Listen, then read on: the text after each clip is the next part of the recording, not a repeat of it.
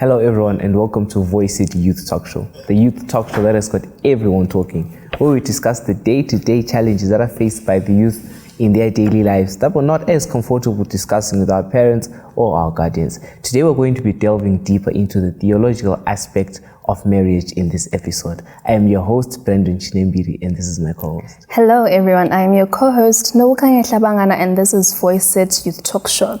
So joining us today is Pastor Msimanga from Bulawayo East District, who's going to be helping us into delving deeper into the biblical aspect of marriage. We welcome you, Pastor. Yes, thank you very much. Hello everyone, a pleasure again to be with you today. Hope you find this useful. Yes, definitely. So as we go into it, Pastor, what are the origins of marriage? Let me put it that way. Where does marriage originate from? Yeah, it's not like a man's invention. Okay. Not anyone went into the laboratory or into a workshop and put, ingredients together. Then they said, this is marriage. No. Marriage dates back to right at creation. When God had created all what he did, the last of his creation was creating a human being.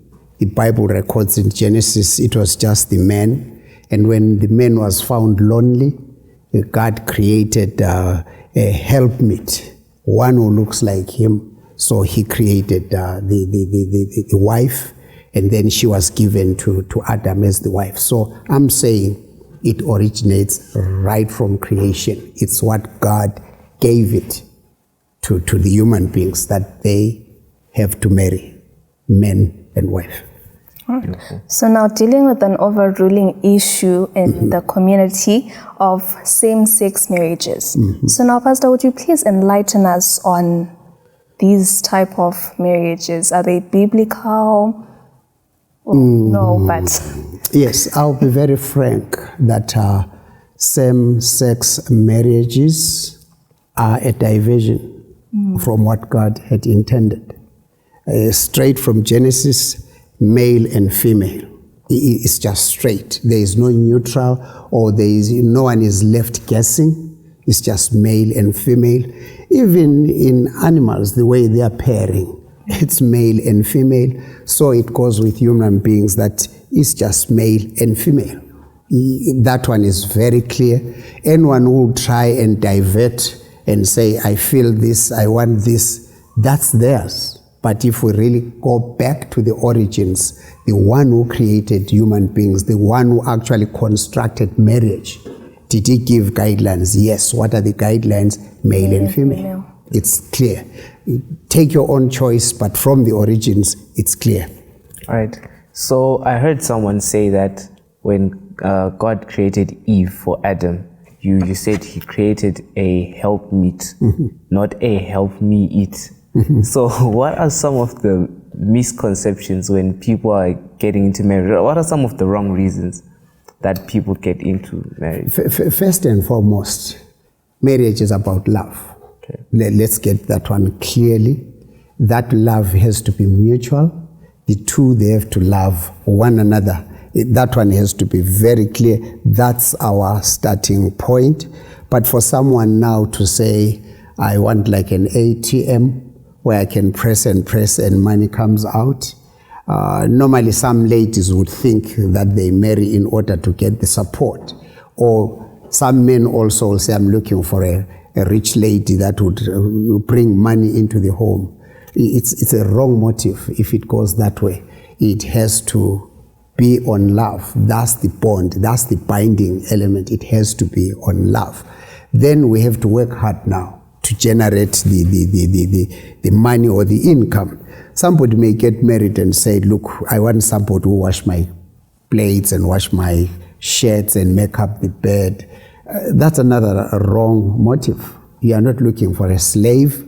You are looking for somebody whom you love. What if the machines can do it for you? Then that means you have no reason to marry, because what you are marrying for was a worker. What if you hire somebody to do it? So marriage has to be on love. I have to marry somebody that I love. And also, it's not for kids. Somebody says, look, I want a machine that will crank and give children. No, with or without children, marriage is still there.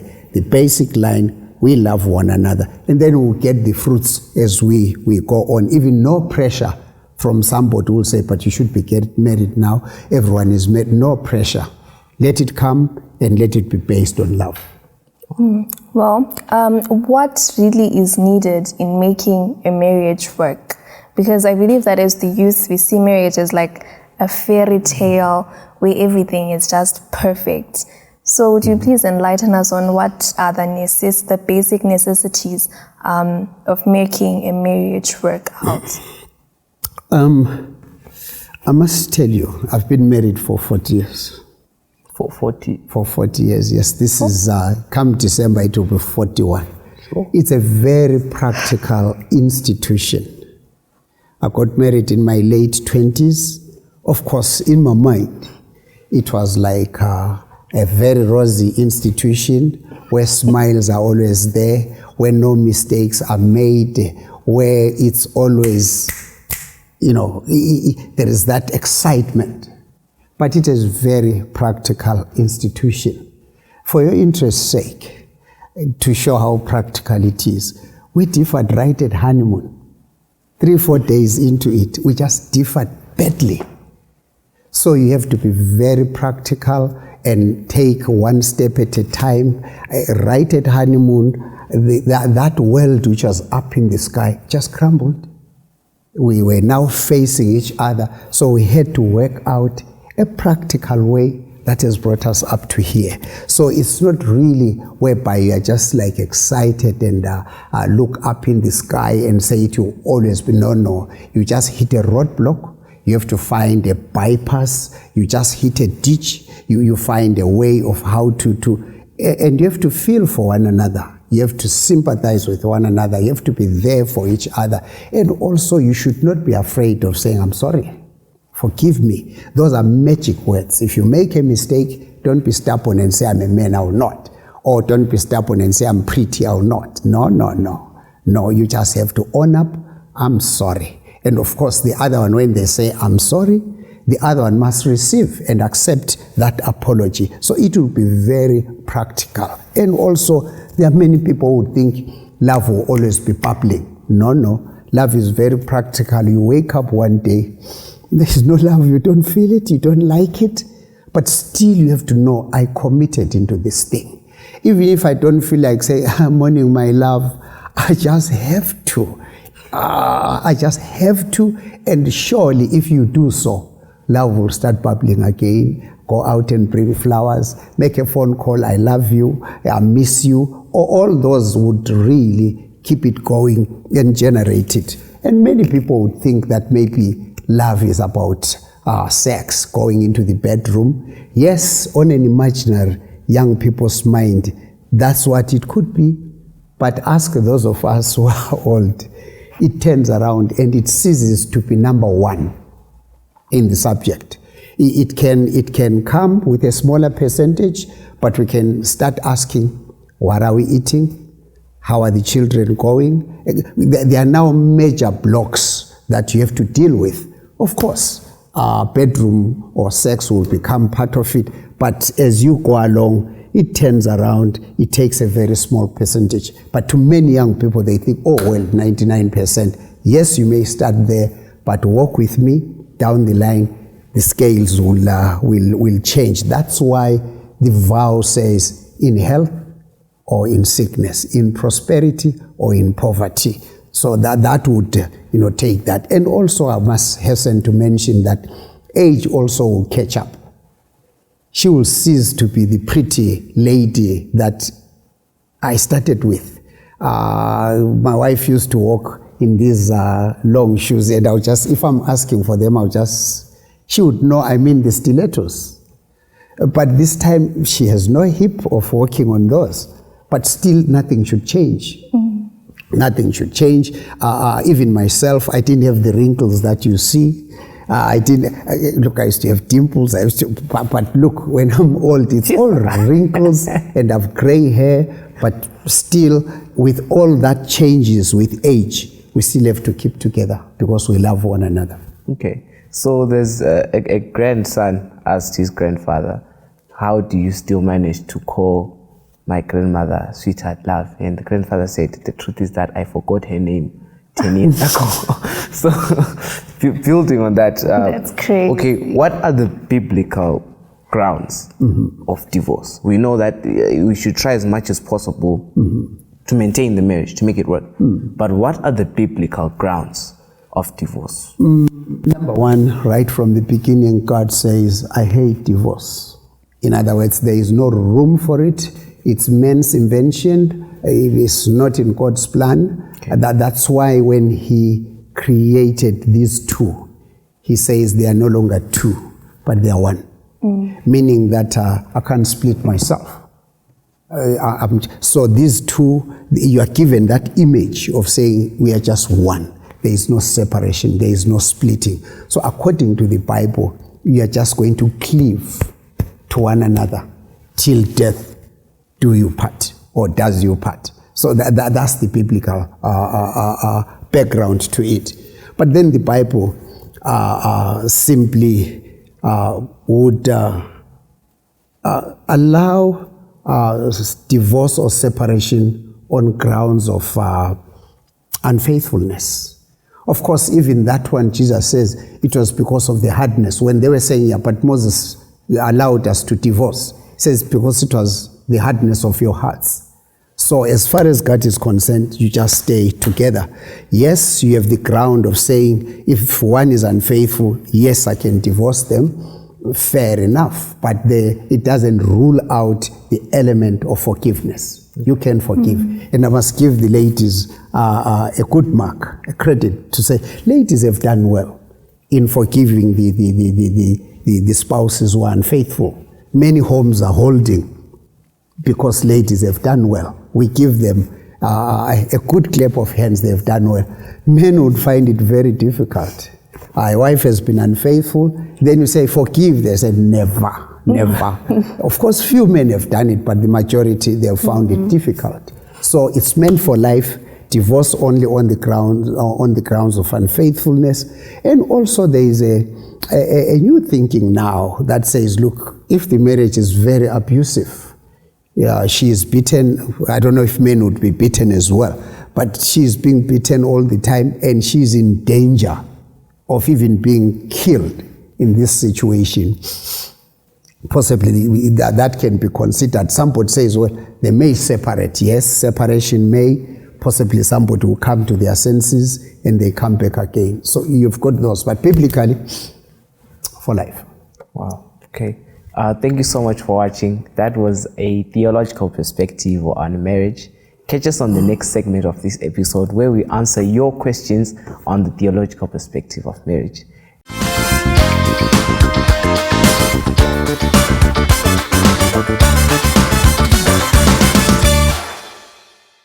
Welcome back to the second segment of this episode, which happens to be the question and answer segment, where we answer questions that are coming from you, the public at large.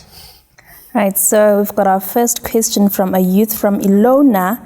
She's saying, I am a single 30-year-old, but I am feeling pressure from my peers who are now married and with families. So how do I then deal with this pressure? Yes, no, Kanya, you're talking of pressure from your friends. One thing that we must accept is that we are individuals. What happens to me doesn't have to happen to you. So you want to avoid that pressure from coming from within yourself. You feel there is pressure. It could be self-imposed. So we are saying, no, don't allow that pressure. Don't put yourself under pressure. You are an individual, things will happen differently with you. And also those friends should desist from putting pressure on others. It's like if I put pressure on you that you must be as tall as I am. How do you do it? We are totally different. So it's not good. I would say let's not do it. And don't allow people putting pressure. We're different. Right. But don't you think there's some pressure that, this is not my question, but don't you think there's some pressure that we put on ourselves? An example is if she's 30, obviously all of her friends are married and she's the only one who's not. So when they're sitting down and having conversation, obviously all those guys are speaking about their children, some their troublesome husbands, and she's not relating to any of that. So doesn't that in a way automatically give pressure without even trying? Yes, I've already said that it doesn't automatically happen to me and then happens to you. Let's accept it, we're individuals. It will happen differently, and we cannot really allow that pressure to come onto us because, as I say, we are different. Okay. There are some people who will not be married for life. There are some people who rush into it because they feel under pressure and they don't even go a mile because they were running to release this pressure. Then pressure is gone, then what? So I'm simply saying resist inflicting pressure on yourself, and also don't allow anyone imposing pressure on you, and also those that are doing it, desist from it. Oh, sorry, on that note, you said something else that's really important. My apologies. Yes. But when you say there's people who are not going to be married at all, there's some people are going to take it in a way that they are going to be maybe taking part in activities for people who are married, but they don't get actually married. There's people who see marriage maybe as an option, so that when you say there's people who are not going to get married, there's people who say, me, I won't get married, but I'll do everything else. Okay. That the married exactly. person does. There are people who are not going to be married because maybe there is no matching partner, number one. Number two, statistics may not be equal. You find that gender is not 1-for-1. There could be more women than men, so that means the pairing up will not be equal. Coming to the point of saying, yes, I'm not going to commit myself, but I can live like a married person. I would have said that's inhuman, but that would sound strong. Human beings are supposed to relate. And then in that relationship, yes, there is marriage, there is commitment. But there are words like someone is loose. What does being loose mean? Mean they just go round and round, you take it easy and carefree. And also it's antisocial. So there has to be commitment, there has to be faithfulness. There has to be that which I called the one fleshness, if there is such a word. Wow. Okay, we've got one person here who says, what are some ways to build a strong foundation for a future marriage? I've been dating this girl for 6 months.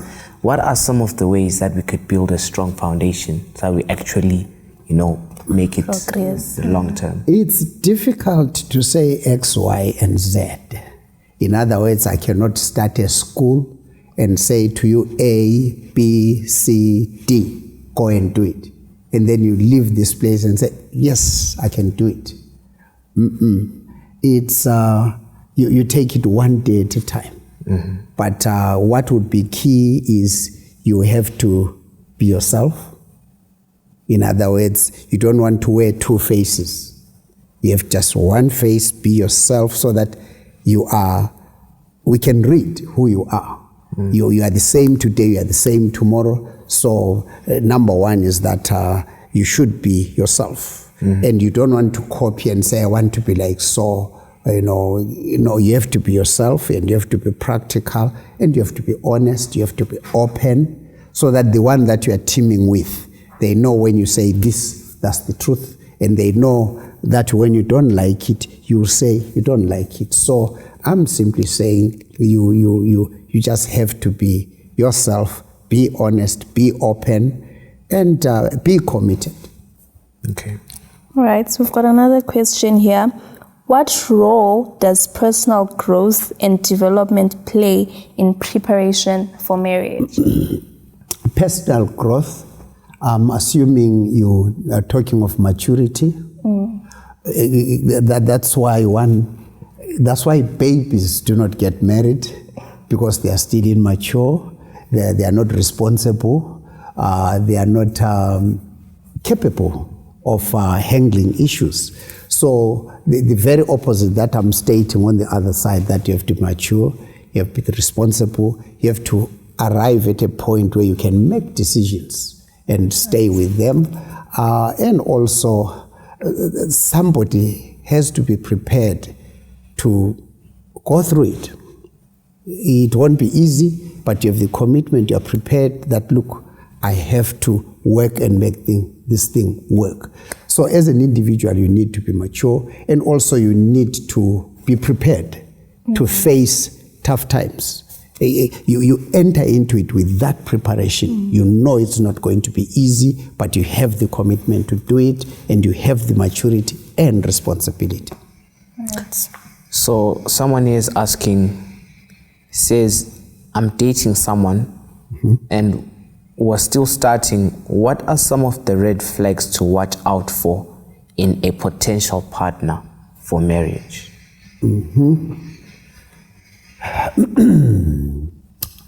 Is this person honest? Okay. Do they keep their word? Do they love you? Can they stand with you in public?